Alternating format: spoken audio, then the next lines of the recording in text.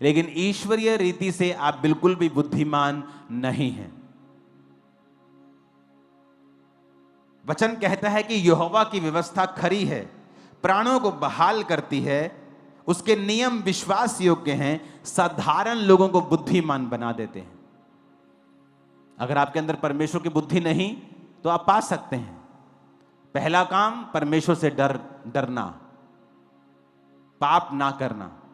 दूसरा काम, परमेश्वर के वचनों को रोज पढ़ना। नीति वचन 2 उसकी 3 से 6 में लिखा है,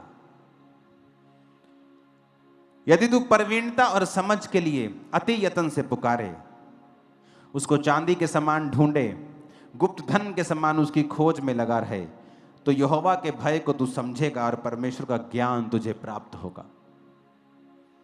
पुकारना, याकूब उसकी 1:5 में लिखा है, अगर तेरे पास बुद्धि की कमी है तो प्रभु से मांग, वो बिना उलाहना दिए सबको उदारता से देता है और उसको दी जाएगी।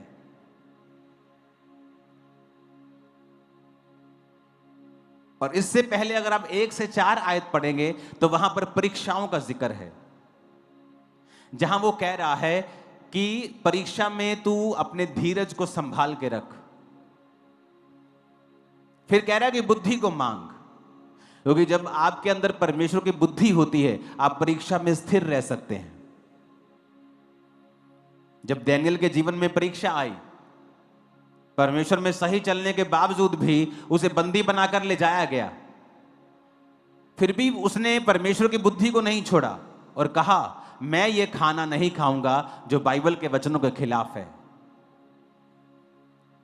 और बाइबल कहती है उसने वो खाना नहीं खाया। ये क्या थी? ईश्वरीय बुद्धि। और इसी वजह से वो बढ़ता गया और अपने साथियों से भी बढ़ता गया और दूसरे लोगों से भी बढ़ता गया और एक दिन टॉप 3 पे था वो।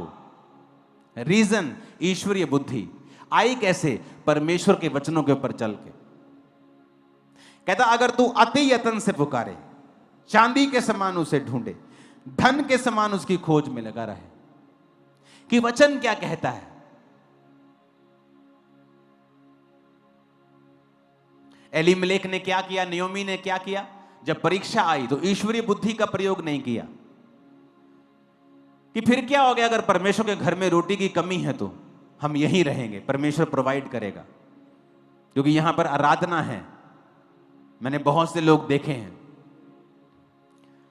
सेवा में आते हैं, जब देखते हैं ओ मुझे तो बड़ी गाड़ी लेनी है, सेवा में मैं कैसे ले पाऊंगा, और शारीरिक बुद्धि का प्रयोग कर लेते हैं और उसके बाद उनके परिवारों में और जीवनों में जब नुकसान होने लगते तब मैसेज के बाद मैसेज करेंगे, पापा बचा लो, प्रभु हाय मुझे बचा, आओ पापा जी प्रार्थना करना मेरे लिए।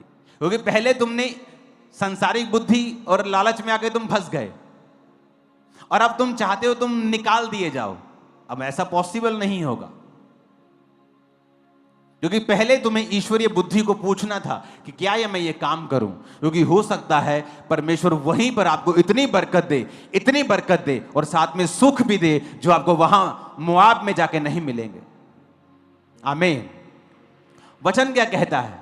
संसारिक बुद्धि का प्रयोग किया, चलो मोआब में चलते हैं, लेकिन ईश्वरीय बुद्धि क्या कहती थी? वहां मत जाओ जहां यहोवा की आराधना नहीं है, जहां पर तुम्हारी